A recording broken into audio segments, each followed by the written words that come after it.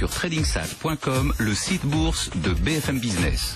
BFM Business, Intégral Bourse, premier quart d'heure de cotation à New York.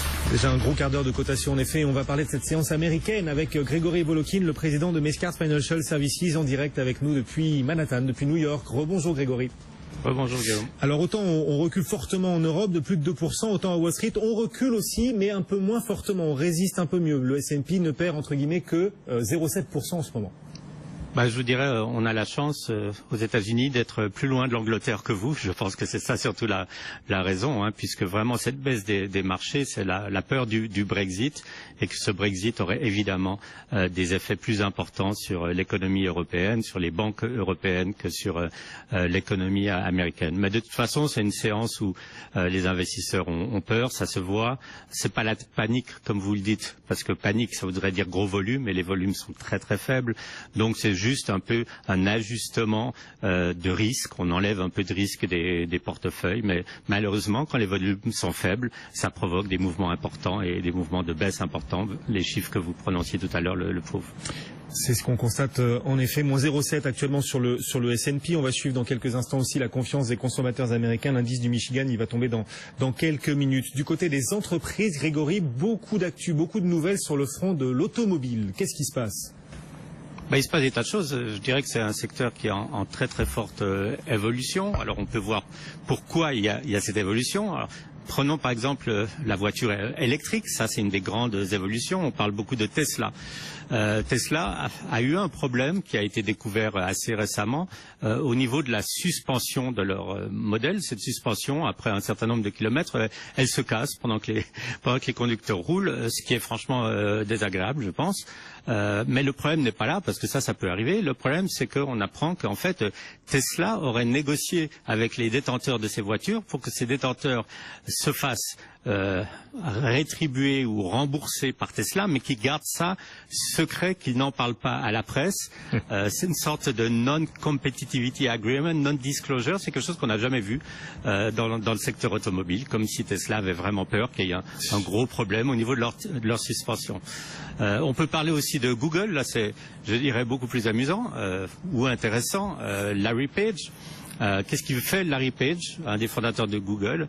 Il met 100 millions de dollars dans sa poche, devinez où, dans un projet pour faire des voitures volantes. Alors, des voitures volantes au centre de Manhattan, je pense que ça serait un peu difficile, mais on peut imaginer, ça serait des voitures avec un décollage vertical, qui n'ont pas besoin, disons, de rouler longtemps avant de décoller. On pourrait imaginer ça peut-être dans des grands espaces ouverts.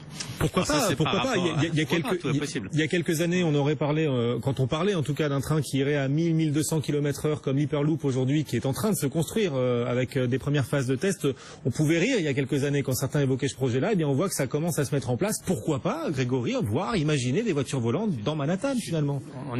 Pourquoi pas dans Manhattan? Il faudrait peut-être raser Manhattan d'abord, mais moi je me souviens aussi qu'il y a une dizaine d'années, on disait mais la photographie avec votre téléphone, ça n'arrivera jamais, ça sera jamais de bonne qualité. Et puis maintenant, plus personne n'achète un appareil photo. On prend son cell phone pour faire des photos. Donc non, il faut jamais ne pas croire aux possibilités de développement technologique. Tôt ou tard, ils arrivent. Et puis il y a un autre sujet assez intéressant parce qu'on en parle beaucoup en France, c'est Uber. Alors Uber qui a eu des problèmes en France, vous en avez sûrement parlé. Aux États-Unis, c'est quelque chose d'autre qui se passe.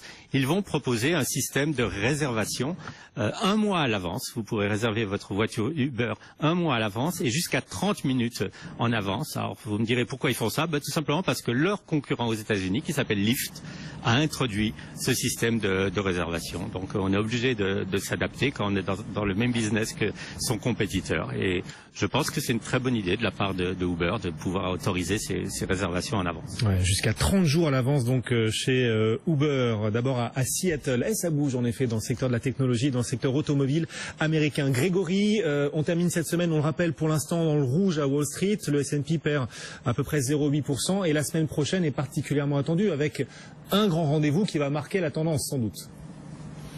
Écoutez, moi, je dirais que le seul vrai rendez-vous qu'on a, c'est le vote en Angleterre. Je pense que tout le monde est vraiment fixé là-dessus. Vous vouliez parler de quoi la semaine prochaine? Ah là, il fait exprès. La Réserve fédérale américaine, Grégory. Mais c'est vrai qu'on n'attend pas de hausse de taux. On n'attend plus rien. Écoutez, non, justement, 0% de probabilité. On peut pas faire mieux.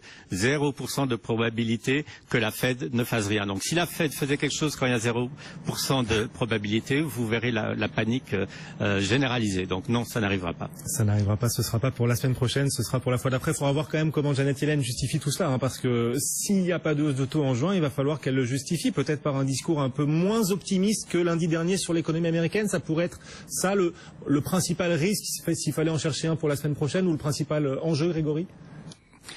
Je pense qu'elle va continuer à dire qu'elle est dépendante des statistiques économiques et que malheureusement le gros problème des statistiques économiques actuellement, c'est qu'elles se contredisent. Elles se sont contredites très fortement au niveau de l'emploi, avec un très mauvais chiffre mensuel, un excellent chiffre hebdomadaire.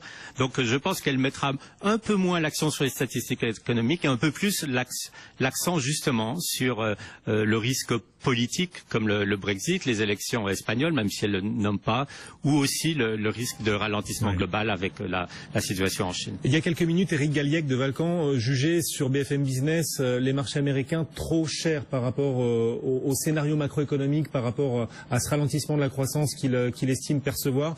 Est-ce que vous estimez, vous aussi, Grégory, que Wall Street, qui reste quand même assez proche de ses records, est trop cher, est à des niveaux excessifs par rapport au contexte?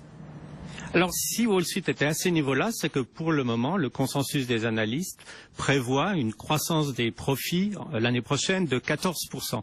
Alors, le problème, c'est que peut-être que ces prévisions sont beaucoup trop optimistes. Alors, si on est trop optimiste sur les prévisions de profit et de vente des compagnies, à ce moment-là, les marchés sont trop chers. Mais si, en fait, la conjoncture américaine ne ralentit pas et au contraire redémarre, tout est possible, à ce moment-là, on est encore dans des limites relativement acceptables. Mais je serai le dernier à dire que les marchés sont bons marchés. Non, ils le sont pas. Ils sont relativement chers, un peu partout actuellement, vu le manque de croissance des entreprises et de leurs résultats. Ce nouveau monde sans croissance, soit faible croissance, qui se met en place. Merci beaucoup, Grégory. Grégory Volokin, le président de Mescart Financial Services, avec nous depuis New York, au cœur de Manhattan, au cœur des échanges à Wall Street. Wall Street en repli, on le disait, de 0,8% pour le S&P 500. Le CAC, c'est pire. Le CAC perd plus de 2%, lui, à 4312 points. Pour l'instant, les 4300 points tiennent à la Bourse de Paris.